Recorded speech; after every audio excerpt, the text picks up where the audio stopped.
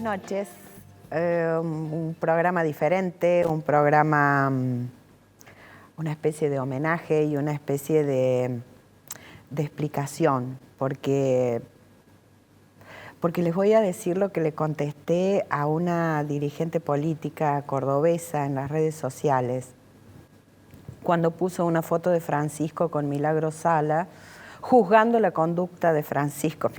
Hay que ser para juzgar la conducta de Francisco, pero bueno, lo hizo. Y entonces la verdad que ya harta y cansada de esta gente que juzga sin saber, le dije algo que lamentablemente siento profundamente. Siento que como argentinos no nos merecemos un líder como Francisco. Siento que en nuestro egoísmo juzgamos a través de nuestro pupo, porque recibió a Moyano, porque recibió a Cristina, porque se reía con Cristina y no se reía con Macri, porque recibió a Alberto y después Alberto promulgó la ley del aborto, porque es un líder mundial y toda la gente que lo juzga nunca se chocó contra un libro del verdadero mensaje evangelizador de la Iglesia. Nunca se chocó contra un libro para entender lo que es la opción por los pobres y la misericordia. Entonces, creo que sí, que realmente como argentinos no nos merecemos un liderazgo como el de Francisco. Y creo que el verdadero trabajo que realizó Francisco estos 12 años de papado, más los otros años en Buenos Aires y donde le tocó estar, empieza ahora. Ahora empieza, cuando él ya no está, a verse algún fruto de todo ese trabajo, de todos estos pastores con olor a oveja que tenemos que salir a evangelizar, cada uno desde su lugar transmitiendo este mensaje. Y sí, me parece que como sociedad no nos merecemos un líder como Francisco, pero voy a hablar con alguien que lo conoció bastante y que también optó por los pobres y que trabaja con la gente de la periferia, como decía Bergoglio, nuestro Bergoglio, y el Papa Francisco, que ya es un líder mundial. Después de los auspicios vamos a conversar con el padre Mariano Oberlin, con el cura Oberlin, uno de los representantes de los curas villeros que tenemos en Córdoba.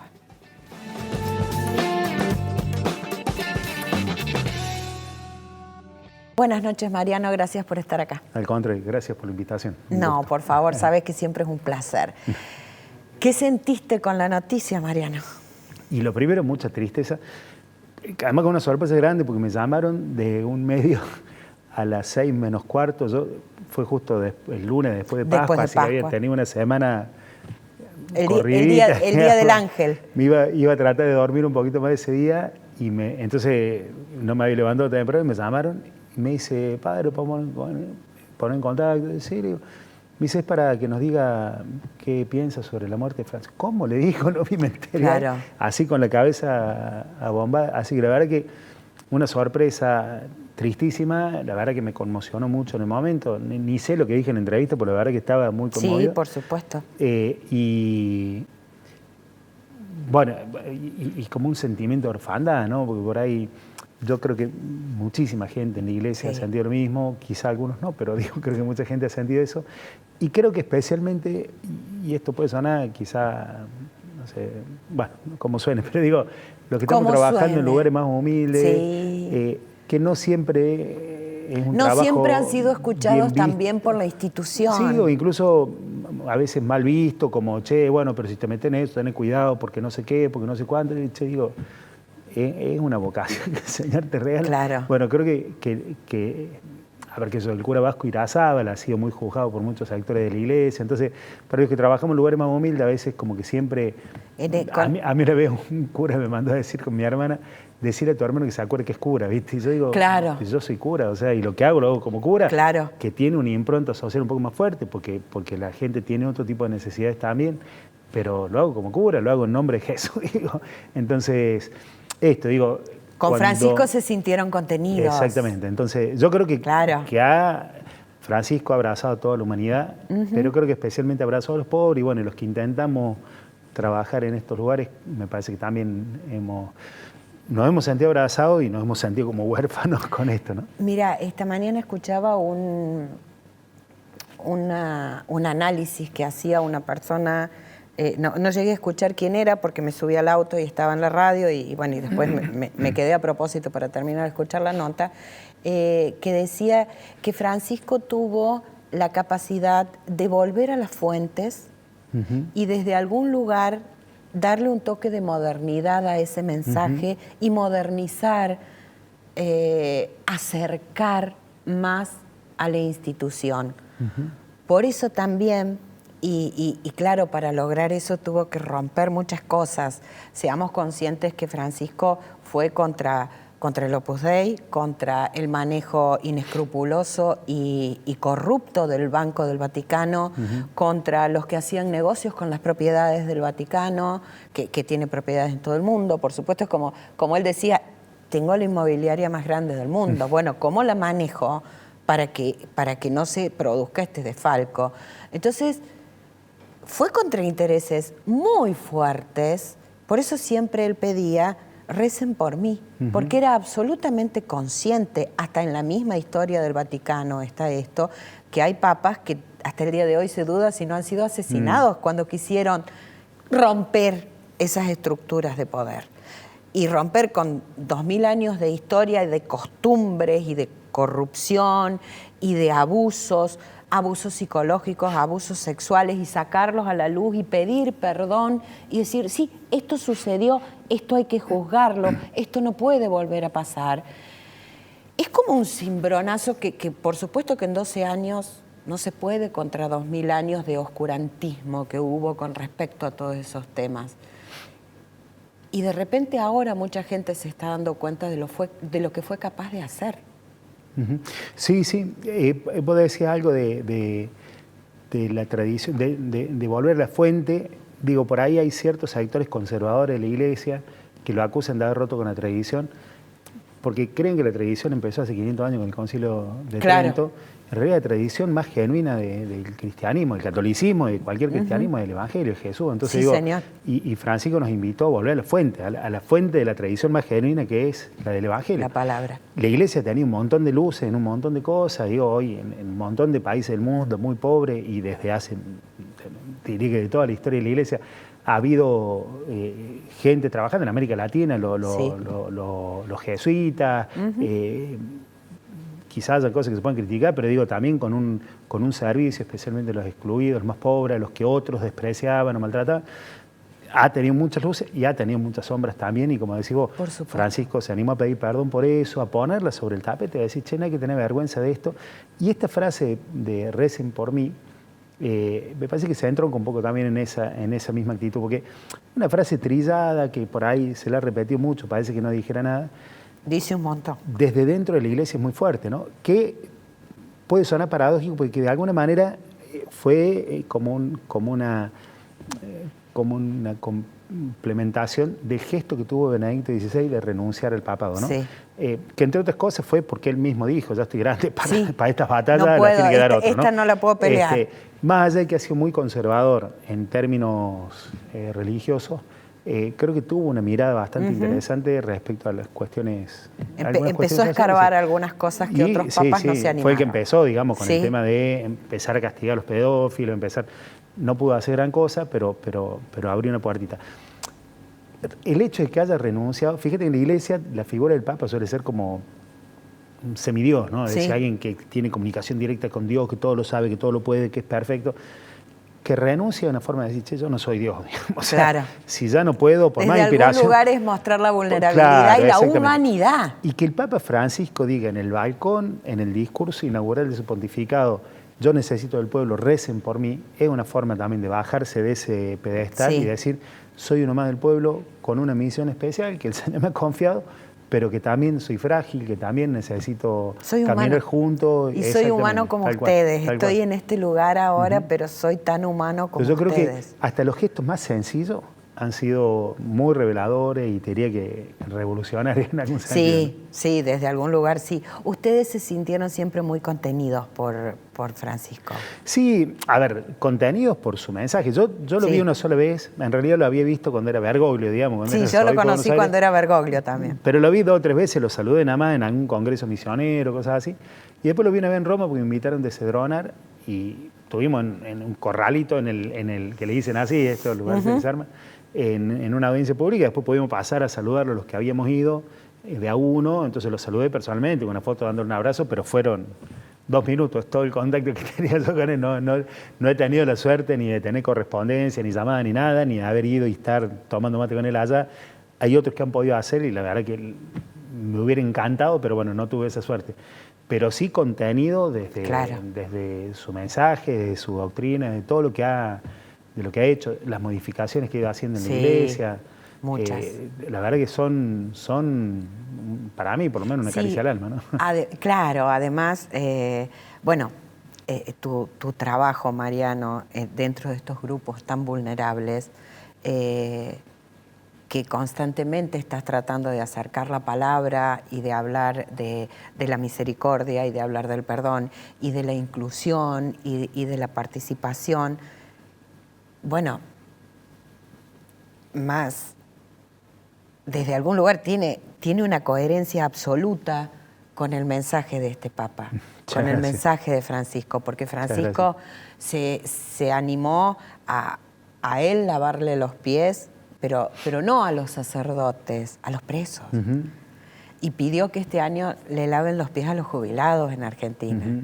Y decir, bueno, a los más desposeídos, a los más dejados de lado de la sociedad, a eso tenemos que llegar y tenemos que incluir, y tenemos que traer, y tenemos que evangelizar, y tenemos que llevar el mensaje de esperanza.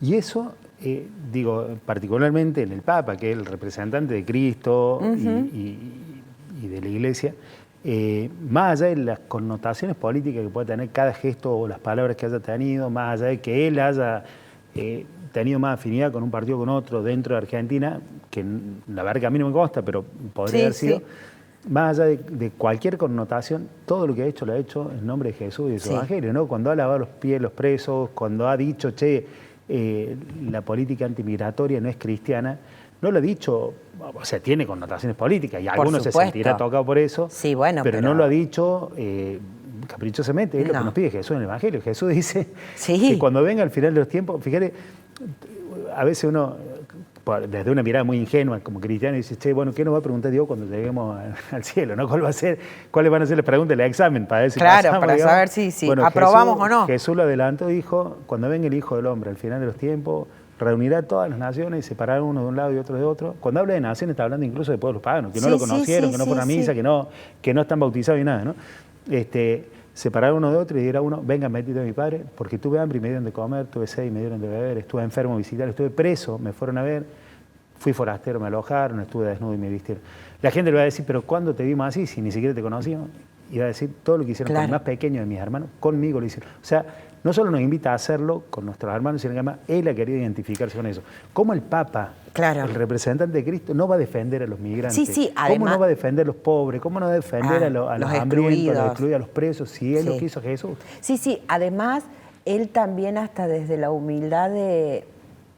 Primero que trabajó mucho la simbología, ¿no? Esto de ir a Lampedusa, el primer lugar donde se movió de Roma fue, bueno, donde están los refugiados, donde están los que tratan de cruzar y se mueren en el mar. Bueno, ahí fue, al primer lugar que fue, y ahí fue como su primer llamado de atención, que todo el mundo giró la cabeza como diciendo, epa, se anima a decir todo esto. Que además lo ha dicho todo, digo, te corto medio segundo, pero digo, en esta línea tuvo el vicepresidente de Estados Unidos, que lo recibió, porque ha recibido todo, de derecha, izquierda, de los imperios, de los países más pobres, a todo el mundo recibió, y le dijo, las políticas migratorias que están aplicando no son cristianas, ¿no? Después uno puede decir, estoy de acuerdo o no estoy de acuerdo. Y a Israel le dijo lo que están haciendo en Gaza es un genocidio. Tal cual. Entonces, y le ha dicho en la cara a cada uno, no es que ha mandado un mensaje indirecto. No. Cuando la gente por ahí interpreta, no, porque eso que dijo un palo, el Papa no tiraba palo a nadie. Si tenés que decir, se lo decía en la cara. Y directamente y ante... Claro que te corte, pero... No, pero por favor. Pero a lo que voy es a esto. También en esto de la inclusión y en esto de que ante Dios somos todos iguales y que Dios nos ama incondicionalmente a todos, bueno, abrirse a los transexuales, abrirse a los no binarios, abrirse a los homosexuales, abrirse a los divorciados que antes estaban expulsados de la comunión, y él decir, pero ¿quién soy yo para juzgar? Y con frases incluso hasta te diría, hasta simpática, sí. Digo, de decir, che, la iglesia no es una aduana, es un canal de la gracia. Entonces, ¿quiénes somos nosotros para decir quién pasa y quién no pasa? Claro. En todo caso, tendrán que rendir cuenta cada quien por lo que hago deje de hacer ante Dios. Pero la iglesia tiene que abrazar a todos y contener a todos. Me parece que también desde ese lugar nos ha enseñado, bueno, ha vuelto a la palabra, ¿no? Y al sentido más puro de todo lo que dice la Biblia, lo que dicen los evangelios. Es decir, la única manera es la paz, la única manera es el diálogo y la única manera es la aceptación y el amor al otro y la misericordia. Sí. Y particularmente al evangelio, ¿no? Que es la plenitud de la revelación de Dios. Claro. Porque por ahí yo he visto a algunos citando cosas del Antiguo Testamento. Nosotros cristianos aceptamos, por supuesto, como palabra de Dios el Antiguo Testamento, pero también ha sido, digamos, es como un prólogo. La revelación de Dios es como progresiva. Claro. A ver, antiguamente se podía vengar las veces que haga falta, entonces después dijo, no, hasta 7 veces nada más, porque si no se termina nada más. Después se dijo, che, no, hasta una vez, ojo por ojo, diente por diente, no más de eso, o sea, solamente una vez, digamos. Y después Jesús dijo, ustedes oyeron que se dijo ojo por ojo, diente por diente, citando al Antiguo Testamento, que vuelvo a decir, había sido pedagógico, había sido educativo, como para ir de a poquito acompañando al pueblo hacia una vida un poquito más plena. Más civilizada. Y Jesús va a decir, che, bueno, ya ni siquiera eso, ahora es la misericordia, es perdonar. Entonces digo, hay que leer el Antiguo Testamento, es parte de la fe que nosotros tenemos, por supuesto, pero siempre en la clave que nos da Jesús en el Evangelio, ¿no? ¿Y cómo ves ahora, es muy pronto todavía, pero ¿te parece que al margen de quién sea el futuro Papa, que creo que, bueno, el tema del capitalismo y las apuestas con el futuro Papa me está quebrando la cabeza. No puedo creer. No lo puedo creer. Las casas de las apuestas en Gran Bretaña están a full con no con el italiano, no con el filipino, no con otro sudamericano, no porque no tiene... No, y tienen todas explicaciones, hasta teológicas, de por qué sí uno, por qué sí el otro, y te ponen el porcentaje de las apuestas. No, me parece tan inverosímil. ¿Y apuesta? ¿En serio? ¿Apuestas? No había escuchado eso. No, están apostando quién va a ser el próximo Papa. Pero por eso te digo, al margen de todo, de quién sea el próximo Papa, a vos que caminás, a vos que estás al lado de la gente realmente, que sos un pastor con olor a oveja, ¿te parece que se puede volver atrás a una iglesia conservadora como la de antes, o que ya este cambio es muy difícil que tenga retorno? Mira, vos sé que yo lo vengo pensando, por supuesto que a mí me encantaría que venga un papa parecido a Francisco. A ver, si tuviera que ponerle un nombre, yo que no creo, porque ya no van a elegir dos papas argentinos, pero me encantaría que sea Rossi. Ay, sí, acá, que me parece que está absolutamente en consonancia con Francisco. Pero bueno, sería más que un milagro que elijan otro argentino, ¿no? Pero digo, al margen de quién sea la persona, digo, me encantaría que sea alguien que le dé continuidad inmediata. Ahora, la realidad es que yo uso esta frase porque la he escuchado alguna vez por ahí y me quedó como muy gráfica, de decir, che, Francisco tampoco es que ha sido un cisne negro, ¿no? El cisne negro entendido como algo absolutamente inexplicable y che, ¿cómo apareció esto acá? El que sí fue un cisne negro en todo caso, en ese sentido, fue Juan XXIII, ¿no? Que lo eligieron como para un cardenal viejito, como dice, che, bueno, este va a vivir unos meses, hacemos la transición y después venía de un papado muy fuerte, bueno. Y se levantó rompió un día todos los "Che", esquemas. rompió todos los esquemas y dijo, vamos a abrir las ventanas. Hasta en un lenguaje parecía el de Francisco, Sí, campechano, con la más simbología también. Vamos a abrir las ventanas y las puertas de la iglesia para que Sí. corra el aire, para que saque un poco de Sí. humedad, digamos, y que sople el Espíritu Sí, Santo. que corra todo este polvo. Abrió el concilio y si Sí. bien es cierto que ya la iglesia en las comunidades de base venía como generando Empujando un movimiento, esto. había una resistencia muy grande de la cúpula y Juan XXIII abrió las puertas para que todo eso empiece como Sí. a oxigenar a la iglesia. Después hubo avance, retroceso en algunas cosas, pero siempre ha habido como, de alguna u otra manera, un movimiento... A ver, hay gente que se enoja cuando digo esto. Juan Pablo II ha sido... yo creo que ha hecho un avance muy grande en cuanto a la misión, en cuanto a la cercanía con los jóvenes, pero ha sido bastante conservador en términos teológicos, ¿no? Le ha dado mucho vuelo a ciertas... Fue muy marketinero. Pero, digo, aún con las cosas que yo podría criticarle humanamente hablando, Seguro. no dejó de ser como un avance en la apertura, el Papa que visita comunidades, Sí, qué sé yo. el Bueno, Papa viajero. claro, entonces digo, aún con las cosas que yo podría, que seguramente coincidiríamos en las que podemos criticar, no dejó de ser como un avance. Entonces digo, Sí, la iglesia sí. ha venido La iglesia como camina, en un no se camino detiene. de apertura. Francisco ha sido para mí fantástico, ha dado un impulso gigante y además en un montón de frentes que para mí Sí. son imprescindibles que se haya abierto. Ojalá el que venga le dé continuidad, pero si no fuera el próximo, será el otro. Pero yo creo que ya no hay mucha vuelta atrás Claro. de este camino de apertura y de... Sí, además creo que también desde algún lugar las circunstancias lo exigen. ¿No? Porque si de nuevo volvemos al dogma absoluto y la iglesia se va a quedar sin fieles. Sí. Entonces... Sí, eso. Pero guarda, ¿no? Porque yo creo que lo que ha dejado muy claro Francisco es que no se trata de romper la tradición, repito lo que dije hace un rato, Sí. sino de volver a la tradición más genuina que es la del Evangelio, ¿no? Porque voy a decir, che, viste, mucho hicieron la interpretación de que Francisco es elegido casi a contrapelo de cómo venían las cosas del último tiempo para no perder los fieles de Latinoamérica. Fíjate que un montón de gente se enojó con Francisco y se alejó por lo de la menos en iglesia. Argentina ni te Y cuento. mucha gente Sí. de sectores medio altos, Sí. que son los que aportan y los que sostienen económicamente. Entonces digo, por ahí, yo no sé si es tanto por una ecuación de perder o ganar fieles, sino, por lo menos lo de Francisco, creo que ha sido de ser fiel al Evangelio. Sí. ¿no? Entonces decir, che, ¿quién Sí. es la gente que más lo quiere a Francisco? La que no aporta en la iglesia en términos Sí, económicos, sí, en términos numéricos. Muchos no son bautizados, ni se van a bautizar, no van a misa, no aportan económicamente. Muchos que es gente completamente al margen del sistema. El otro día yo salí, el día que falleció Francisco, salí de la parroquia y una viejita re humilde me dice, padre, qué tristeza, se nos fue Francisco. Ay, mi amor. Digo, antes, cuando yo era chico, me acuerdo en el grupo juvenil, le preguntaba, ¿saben quién es el Papa? Vamos a rezar por nuestro Papa. ¿Qué es el Papa? Sí. Y el Papa es el que conduce la iglesia. Ah, ¿y quién es? No, ni idea. No, los chicos no sabían. Me llamó la atención que alguien muy humilde, de un barrio muy humilde de Córdoba, una señora muy mayor, que probablemente Sí. ni ve tele, que no está en las redes, eso seguro, Sí, no solamente conociera la existencia de un Papa, sino que supiera el nombre y además sintiera tanto cariño, ¿no? Esa es la feligresía que ha ganado Francisco. Claro. Que no es la que aporta económicamente No. a la iglesia, que no es la que suma tanto numéricamente, pero es a la que Jesús quiso llegar en primer lugar. Te saco del tema, pero te meto en el tema, porque todo tiene que ver con todo.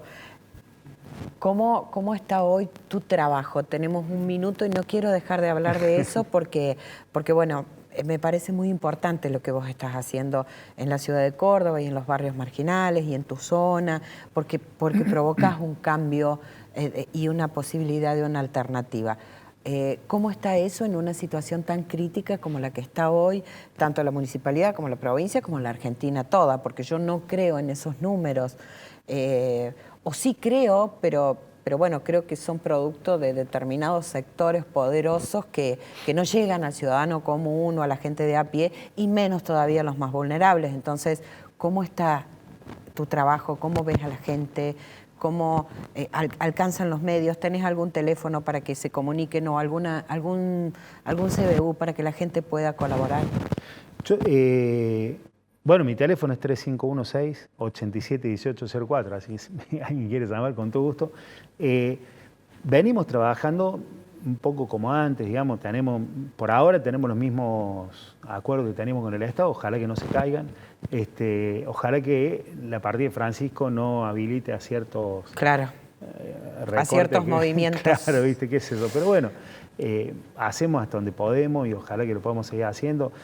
Yo siempre digo, si lo que nosotros hacemos no está bien, que lo haga otro, no hay ningún problema, pero que no se deje atender claro. los changos, ¿no? Y digo, los changos, que son los que nosotros atendemos. Por supuesto. Nosotros tenemos a su vez 4 comedores parroquiales que vienen de hace un montón de años. En la pandemia pegaron un salto, ahí hubo una situación muy, muy crítica, muy dramática, y de ahí no bajó más, ¿viste? O sea, claro. Siempre hay gente que viene a pedir, por ahí no tenemos más posibilidad, entonces hay mucha gente a la que tenemos que decir no, pero... ¿Cuánta gente ustedes tienen? 700 personas que van a buscar la comida todos los días. En algunos casos le damos un bolsón semanal porque no tenemos las condiciones para cocinar y en otros se cocina todos los días de lunes a viernes. Y digo, por ahí viene gente a pedir, la semana pasada, no la otra, me acuerdo, fueron como 7, 8 personas que me vinieron a pedir y le tuvimos que decir, no, pues no tenemos, o sea, por ahí algo circunstancial no le puede dar, pero no incorporar el comedor porque si metemos uno más tenemos que darle menos al resto o no darle algo. Claro. Entonces, estamos ahí, ¿no? O sea, es cierto que es una zona muy, muy pobre, entonces van a decir, che, subió un 10%, bajó un 10%. Es un montón. En realidad, al revés, digo por ahí, capaz que si en la sociedad en general, en promedio, subió al 50 o bajó al 40, ahí estamos entre el 80 y el 70. O sea, siempre estamos muy arriba, entonces no se lo testea tanto, pero está muy complicada la cosa. Bueno, repetime de nuevo el teléfono y ya nos vamos, que está la música, nos están echando. Así lo ponemos abajo. 3516-871804. Muchísimas gracias, Mariano, felicitaciones. Y bueno, rezaremos a Francisco. Ahora a Francisco. Ya no por él, porque no ya está en el cielo seguro, ahora que él rece por nosotros algo. Que tengan buena semana. Todos recemos a Francisco y midamos, ya que juzgamos, ya que no hacemos esto de no juzgar, ya que juzgamos, tratemos de medir con otra mirada los gestos y todo lo que ha logrado Francisco en su papado. Buena semana, buenas noches.